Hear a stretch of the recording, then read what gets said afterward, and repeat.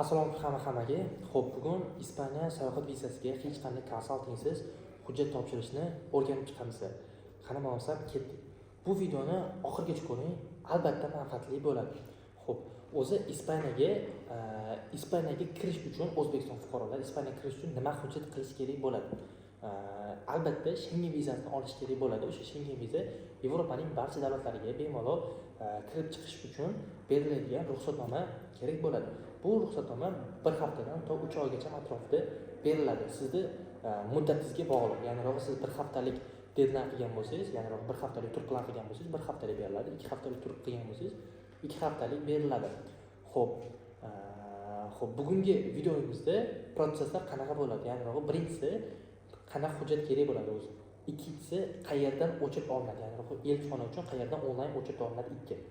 Keyin qaysi viza center hozirda Ispaniya uchun Schengen vizada servisni o'rtada turib beryapti. Ya'ni siz elchixonaga bormaysizda, o'sha O'zbekiston Toshkentdagi bitta viza centerga borasiz. Viza center orqali hujjatlaringizni topshirasiz. Ular o'sha Ispaniya elchixonasiga yuborishadi sizni hujjatlaringizni.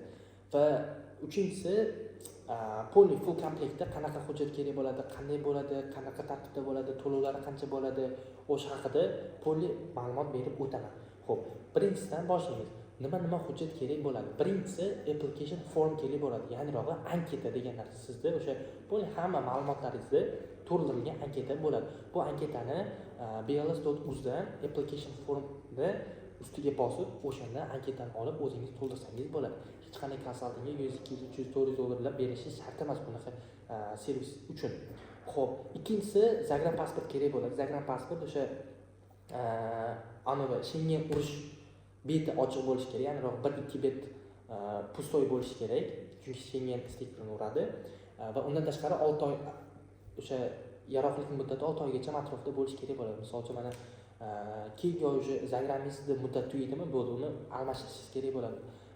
Viza center unaqa Zagreb pasport qabul qilmaydi, chunki o'sha yoqqa borgandan keyin, qaytib kelgandan keyin, Schengen o'rganganingizdan keyin o'rtada u yoqqa chetga chiqqaningizda yana shunga o'xshagan muammolar bo'lishi mumkin. O'shaning uchun yangilab qo'yishingiz kerak bo'ladi Zagreb pasportingizni.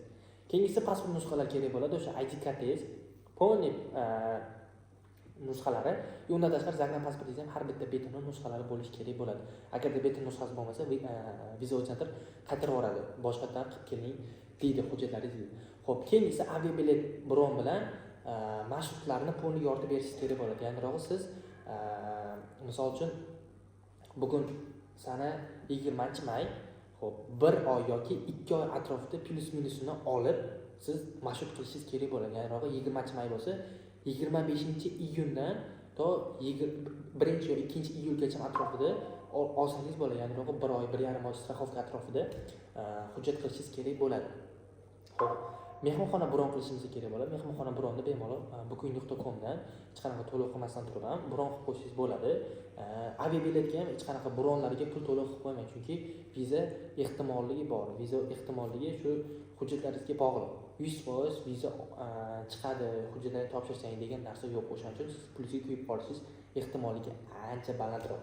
Xo'p, keyingisi sayohat sug'urtasi. Sayohat sug'urtasini bemalol shu xohlagan sug'urta kompaniyalaridan qildirsangiz bo'ladi. O'sha elchixonaga bitta telefon qilib qo'yib, telefonlashib, o'sha mana shu sug'urta kompaniya o'tadimi, yo'qmi, o'sha narsani bilib olsangiz bo'ladi. Men hech qaysi sug'urta kompaniyani tavsiya bera olmayman, ming bor uzr. Xo'p, keyingisi bank ma'lumotnomasi yoki hisob varaqasi. O'sha bank ma'lumotnomangizni o'sha grubi 10 mingdan 20 ming dollargacha atrofida turishi kerak bo'ladi. O'sha summa turgan bo'lishi kerak. O'sha bir kun atrofida keyin bironta bankka borib spravkani chiqarib olasiz. Undan tashqari 3 oylik bank aylanmasi bo'lishi kerak bo'ladi. Va undan keyin ish joyi ma'lumoti va yoki o'qish joylari ma'lumotnoma. Mana shu eng muhim etap. Mana shu eng muhimi. Yaxshilab eshiting. Ish joyida ma'lumotnoma absolyutna kerak bo'ladi. Soxta qildirmang. Elchixona по-любому biladi. Soxta qildirsangiz, soxta shubhali hujjat deb atkazib berib qaytarib olish ehtimolligi ancha balandroq. Keyin Yevropaga boshqa Schengenga hujjat topshirayotganingizda bu juda ham minus sizga. Xo'p, ish joyi ma'lumotnomasi shu o'rtacha oyligingiz 5 million atrofida baland bo'lishi kerak bo'ladi. 1 yil atrofida aylangan bo'lishi kerak. O'sha MyGo'dan ofitsialni chiqarib olishingiz kerak bo'ladi yoki buxgalterga aytsangiz, o'sha ishxona nomidan chiqarib beradi. Agar siz o'qiyotgan bo'lsangiz o'qish joyidan spravka chiqarib olishingiz kerak bo'ladi. Shu universitetdan, litseydan, shu o'qiyotgan haqida ma'lumotnoma so'rasangiz, ular chiqarib berishadi. Va undan keyingisi sayohat rejasi. Sayohat rejasida o'sha 1 haftalik, 2 haftalik sayohat qilgan o'sha pulni rejalaringizni pulni yozib chiqishingiz kerak bo'ladi. Xo'p, qanaqa bo'ladi u? Birinchisi yozasiz. Birinchi mana qachon? 27-iyundan boryapsizmi? 27-iyunda mana shu joylarga boraman. 28-iyun kuni mana shu joylarga boraman. 29-iyun kuni mana shu joylarga boraman degan ma'lumotnoma pulning hammasi kerak bo'ladi.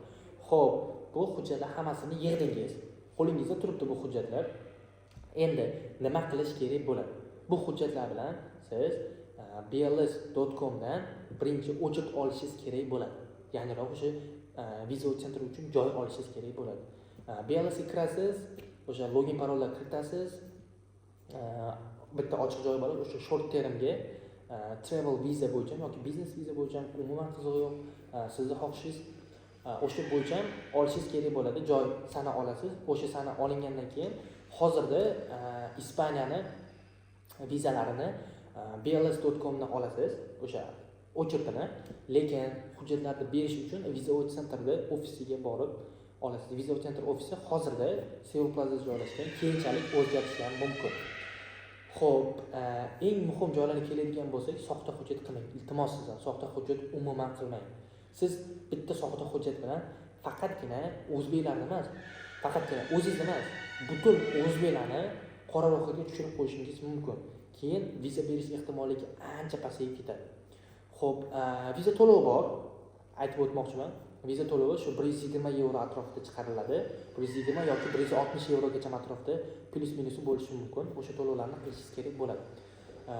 Shunda shu 160 euro atrofida to'lov qilasiz elchixona uchun. Bo'ldi. Viza sentrga o'sha elchixona uchun to'lov qilasiz. Bo'ldi. Qolgan hech qanaqa hujjat uchun to'lov, yana balobatlar, unaqa degan narsalar umuman bo'lmaydi agar o'zingiz qiladigan bo'lsangiz. Bu juda ham oson protsess. Va vizangiz chiqqandan keyin o'sha xohlagan aviabiletdan o'sha biletlarni olib, bu yoqqa borib, qaytib kelishingiz kerak bo'ladi. Absolyutdan qaytib kelishingiz kerak bo'ladi. Va yana bitta tarafi, o'zbeklar endi juda ham xitrik bo'ladi-da. Misol uchun Ispaniya Schengen vizasini olib Latviyaga uchib ketaman yo Litvaga uchib ketaman, bu narsalar deydi.